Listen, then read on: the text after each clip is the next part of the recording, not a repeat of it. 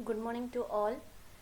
This is Professor R. Sudha, Assistant Professor, Department of Electrical and Electronics Engineering, M. Visalakshi, Assistant Professor, Department of Electrical and Electronics Engineering in Tandai Periyar Government Institute of Technology, Vellore.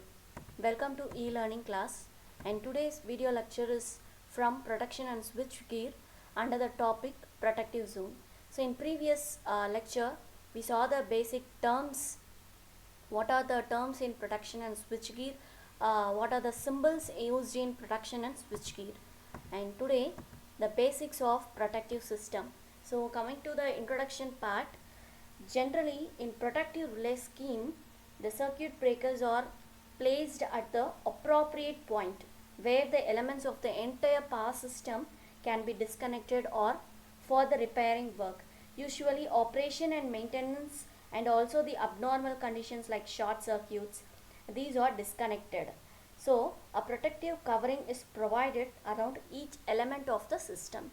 So protective zone, it's a separate zone around each system element.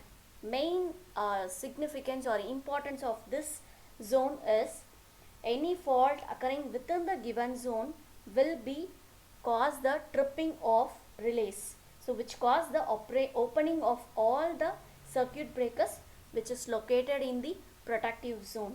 So there are various components which is provided for the protective zones, which is generator, transformer, transmission lines, bus bar, cables, capacitors, etc. So these are the components used in the protective zone. So the thing is, any fault occurring in given zone which cause the tripping of the relays. So this is your protective zone, and here it is decided by the location of the current transformer, and here various protective zones are overlapped. So overlapping of this is done to ensure the complete safety of each and every element of the system. So this type of zone is called dead spot or blind spot. So the boundary decided by location of the CT, and the part which is unprotected called dead spot or blind spot. If there is no overlap occurs, this dead spot will exist. So this is for the failure within the region where the two protective zones are overlap, circuit breakers get tripped than the minimum. So the main necessary is to disconnect the fault elements. So if there is no overlap, the dead spot may be exist. So using this may cause a damage to the healthy system. So this extent of protective of a zone is small. The failure in overlap region will be low, and tripping of too many circuit breakers will also be infrequent. So this is what your uh, protective zone systems. So coming to the overlapping of the protective zone in primary relay, so these are the diagram representation. Here the circuit breakers, so this is your circuit breaker which is represented in the given diagram.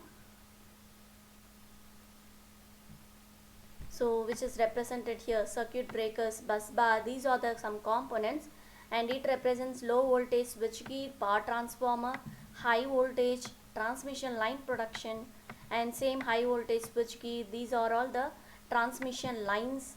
Bus bar here, okay, these are the bus bars, generator, so which is located in the connection to each of the power systems. So each of the power systems, here it is located, the circuit breaker.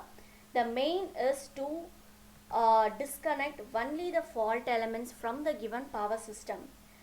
Here number of circuits, a breaker between the two adjacent sections may be omitted, but in case both the power sections are required to be disconnected for the failure of either of the two. So each protection system has a certain protective scheme, and each has number of protective systems. So this is also a diagram of overlapping zone in primary relay. both the circuits are same here. So this is the explanation of this overlapping. Each zone has the protective schemes, and here this can be categorized by primary protection and backup protection. So this is your primary protection and this is my backup protection. Here primary protection means it's a first line protection and protect all the power system from all type of fault. So all type of fault is in previous video lecture we saw what are all the types of faults: series, shunt, symmetric, unsymmetric.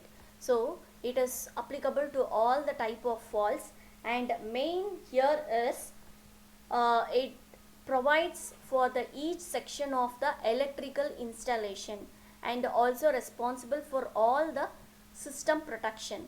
So what are the failures occurring in primary protections are both in backup also: current or voltage supply, failure in tripping circuit, failure in circuit breakers. Coming to the backup protection, so here the main thing here is whenever the primary protection fail to operate during fault condition, it is possible to use the backup protection. And next is to design the protection needs to coordinate with the design of primary protection. If the backup protection is absent, main protection fails, then there is a possibility of severe damage in the power system. Okay. So when primary is made incooperative for the maintenance purpose, backup protection acts like a main protection. That is the main important is comparing with the primary and backup protection. So the arrangements given for the backup should be the failure in main protection should not cause the failure in backup protection also. So this is the difference between primary and as well as backup. So from the cost and economy point, backup protection is only for the protection against a short circuit, not for any other abnormal condition. So here it is a concept, some concept for backup protection here is from the diagram given for the transmission line section EF. So these are the representations highlighted here. Okay, so transmission lines are E and F section. Primary relays are alphabet C, D, G, H. So these are the primary relays, and backup relays are A, B, I and J. So these are the transmission line, primary relay and backup relays. So coming to the explanation, normally backup relays are tripped if the primary relay fails. So if the primary relay, here the representation here, primary relays E fails to trip, then the backup A and B gets tripped. So that is when the possibility of primary relay is to be failed, then backup relay will be equipments are tripped. So and also it is associated with the equipment and physically apart from the fault requirements or equipments. Okay, so here the backups A, B provide a protection for the fault at the station K. Okay, so this is your substation K. So it will be providing the backup protection for this. Also A and F provide the backup protection for the fault in the line of DB. So here also it will be protecting. So backup relay often providing primary when the primary relay are out of the service for repair. So when the backup operates, large part of the system will be disconnected. Okay, the main important is it must operate with the sufficient time delay so that primary relay will be given chance to operate. So whenever primary is not, backup will be tripped. Okay, when fault occurs means both the type of relays starts relay operation, but primary will be expected to trip first and then only backup will be tripped. Okay, with and then reset without having time to complete the relay. So these are the concepts of primary and backup. The main concept here is when the primary protection fails, at that time only backup relay or protection will be gets tripped. Also it should or it must operate with a time delay so that primary will be given chance to operate. And coming to the methods of backup protection, some of the methods are relay backup protection, breaker backup protection, remote backup protection, and centrally coordinated backup protection. It is also called as centrally controlled backup protection. And in next slides we'll see the in detail. So first, coming to the relay protection, in this method or scheme, a single breaker used by or by both primary as well as backup, but two protective systems are different.